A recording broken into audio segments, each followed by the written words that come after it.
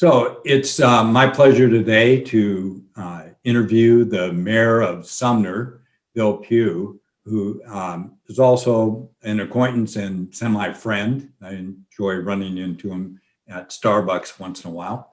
So, Mr. Mayor, can you give us a quick idea how large the city of Sumner is in number of people, physical size, and number of people who commute to the city?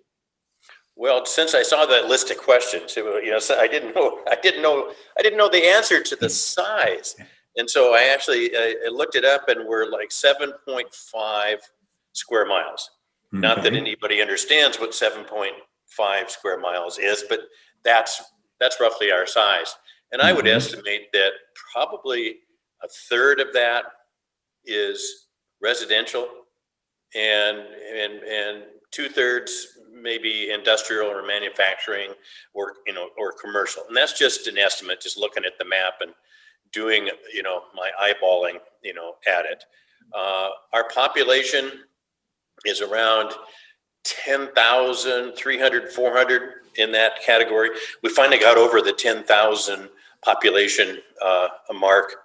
But what a lot of people don't know and understand is that we actually have an employment figure in Sumner of 16,000. Wow. So, we got 16,000 people working in Sumner and a little over 10,000 in population. So, we're a provider of jobs for the region. And your question is, how many people commute? Um, Obviously, if looking at our population base and everything else, most of the people that come in and fill those 16,000 jobs are coming in from outside the area. And I have talked to Neil Johnson up in Bonnie Lake and looked at some of his figures, and surprising the number that are local. Mhm. Significant number that are local. But we also attract, regionally, and we attract regionally because we also have a sounder station that Right. provides access. If you're having to drive to Sumner, or drive anywhere in the region using 167, you know how that can be. It can be a real pain Yes. in the posterior. Well, let's do that question then. So how do you think that the commuter train has impacted the city?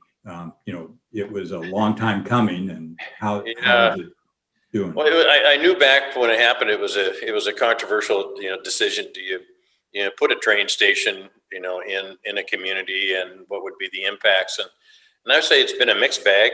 Uh, Hmm.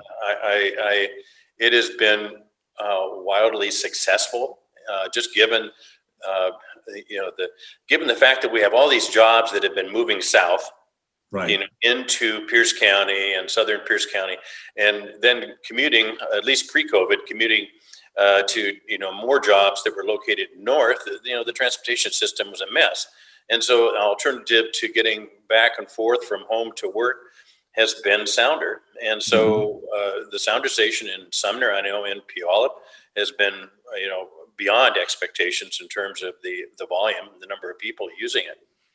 Um, So you the, guys are the city or the Sounder board.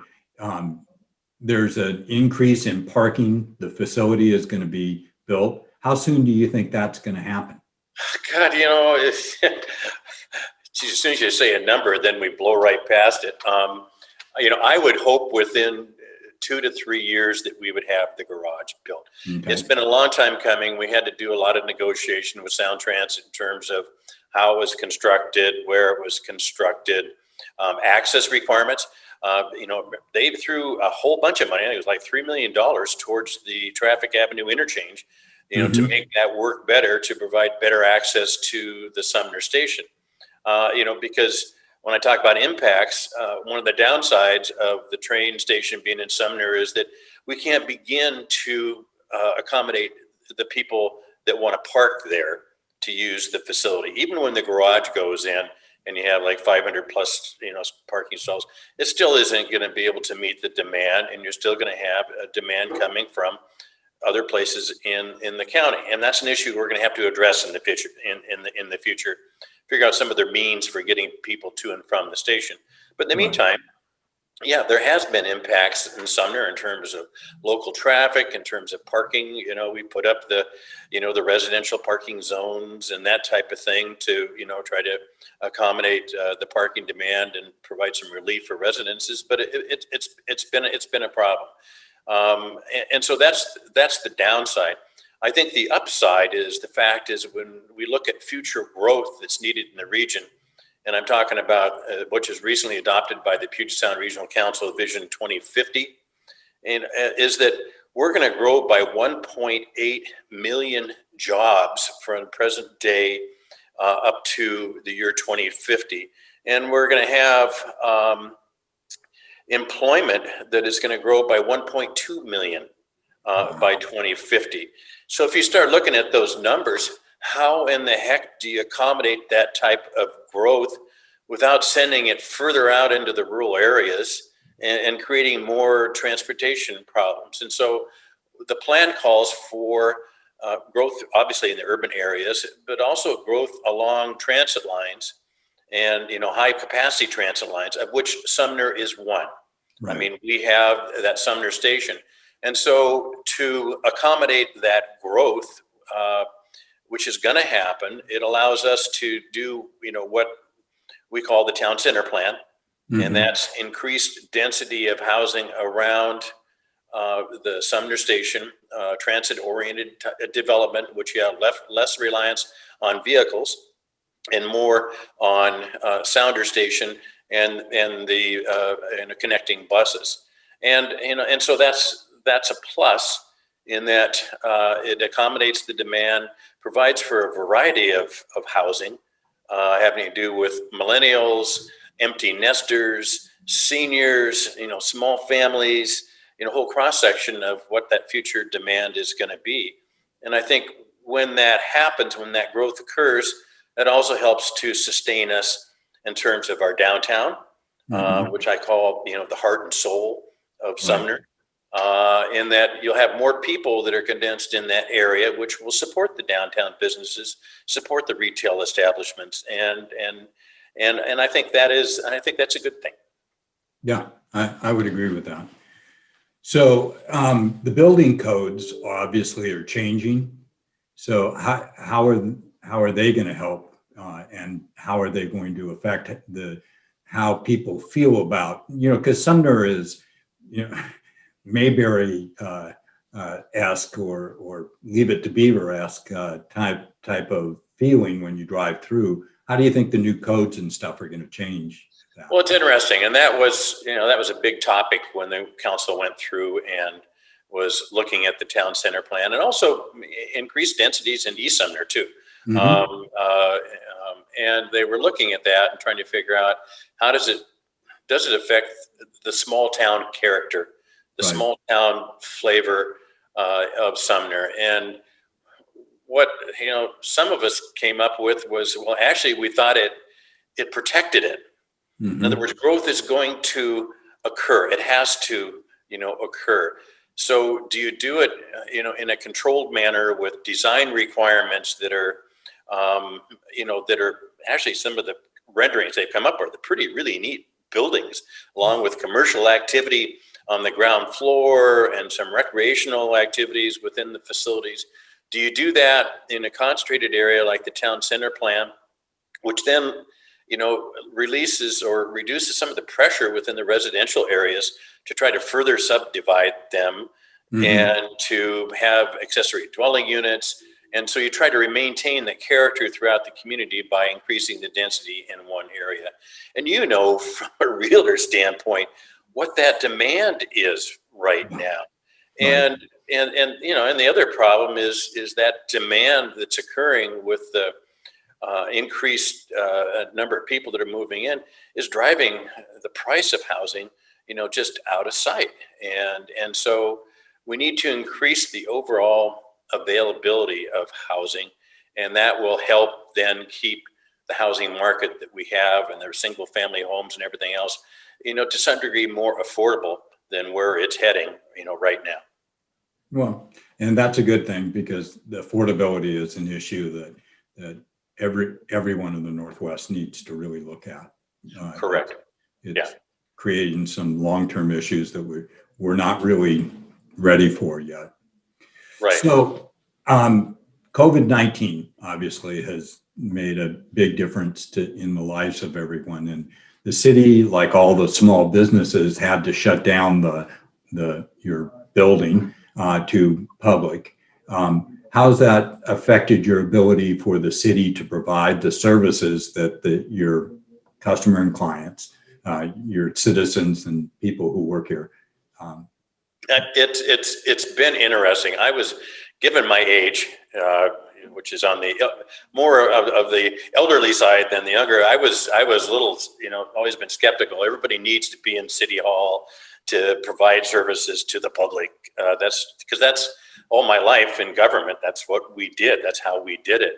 And so I was really concerned that we were beginning to be able to continue and provide high quality service in a virtual environment. But it is working. I mean, we have besides our police, they have to be there. They're out there on the streets doing their job, and our public works shops and our treatment plant, they have to be there, to do their jobs. But the office staff, for the most part, has been working in a virtual environment. We probably have a half a dozen people in City Hall is all, and the rest of them are working remotely.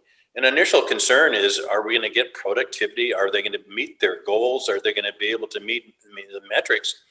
And everything that we've seen in terms of the metrics say, not only are they meeting them, they're probably even doing better than what they have in the past. Wow. If you start looking at our permit cycles, the number of permits processed, the time frames and everything, they're meeting or exceeding what has been done in the past, and I think that's a testament to a really great IT department, that's basically kept all of these platforms, moved them into a virtual environment. It's a credit to good relationships between managers and their employees. They set goals, they follow through with performance reviews. Are you meeting your metrics? Are you getting your job done? Moving to what was an all across the counter permit system to one that is going to be totally electronic. And believe it or not, we're actually going to start accepting credit cards. In other words, coming into the modern century versus by check or cash. But all of those things point to a future in which I think at one time we felt that we would need to actually maybe make modifications or expand City Hall, because if staff increases. We once said, geez, maybe we need to meet the council chambers and move it to a different facility so we can modify that into, office space. We've completely changed that thought now. Good. We don't need to do that. And I think there's a significant part of working in a virtual platform that will continue regardless of, when we get past the COVID pandemic. And which is great from a work-life standpoint. It's great for, you got working families now, you got kid care concerns, et cetera. And if people can manage that and still, manage their own, family life and et cetera, that's a wonderful thing. So I think I'm a convert, it's going to continue in the future. God help us if we have to forever stay on virtual platforms, because I actually like to see people and not, I like seeing you on the screen here, Jim. That's great. But, I like seeing it at Starbucks too. And so, but it's going to give us greater flexibility in the future. I'm sure of it. And I think that's a better thing, not only for our employees, but I think it's also a better thing for the public. Yeah, I agree with you. I think that the changes that we've seen are long-term effects. And I think a lot of them are for the better. It's nice to see that government is looking at that too, because you think, at least I do. I think of government as being stuck in in their mode, and they won't move from it. So nice. And it's interesting. Having been in government my whole life, I understand that perspective. But I tell you, we have. What is it? I thought it was 110, but I looked on our website and it said we have like 115 employees. Wow. That's it. And we're small in population, but when you look at the overall complexity, we have a wastewater treatment plant. We have a sewer utility. We have a water supply and a water utility. We have a stormwater utility. We have a senior center. We have, I mean, parks, trails, streets. The list goes on. Police, police protection. And you look at all of that, still with only 115 employees. And I came from Tacoma, where in my department, I had over 900 in just one department. and I look at, what we accomplished with the staff that we have. And from my government bias and work history, I'm extremely proud of these people. I mean, Good. they are incredible. I always I tell them, I give them the pound for pound award. Pound for pound, they can top anybody. Well, that's great. So as a resident yourself of Sumner, what do you think is the major attraction to living here? It's interesting, and my perspective comes from the neighbors across the street. Mm-hmm. And I won't say where they lived outside of Sumner, but it was a very nice development, high-end development. And they moved into the house across the street on Wood here that requires a whole lot of work. They're going to have to expand it for their family. And I looked at it and I says, why in the heck did you do that when you were in a beautiful house in a beautiful development? They said, we feel safer in Sumner. We feel that our kids can ride our bikes down the street, and we don't worry about it. We can walk around ourselves. We have neighbors that are looking out for one another. We have good access to schools. The kids, their school's just right down the street. We have good access to schools. We have a great downtown. And so I think that sort of, speaks to it. It is still a small town attitude and community and flavor. It's walkable, it's accessible, it's safe. I mean, we always have safety issues. Every community does in terms of crime, et cetera. But relative to a lot of places, we are in a lot better shape. And we have a motto in our police department: no call too small. Well, I mean, nice to hear. if there's a call, you'll have the police there. Whereas they were out in the county, and if they called, there was a lot of calls they didn't even respond to. They just didn't, because they didn't have the staffing. And I feel bad for Pierce County residents and for Pierce County government, because they're trying to manage that, how to resource that whole thing, and it's tough. But we've been able to do it. Yeah. One thing I have noticed is, like, on Saturday, through the COVID, on Saturday afternoon, you drive down Main Street here and it is busy. People walking, not, there are cars going back and forth, but it's mostly people walking. Right. It's really nice to see. Yeah. And you notice that, as I can look out on Wood and stuff, and I've always seen people going by, and with their dogs or with their kids. And you're right, downtown, a lot of people, going up and down. All of them should be wearing masks. But yeah, and that's where you notice, that's where you notice the difference. Or you go by the parks and you see the level of activity in Right. the parks. Yeah.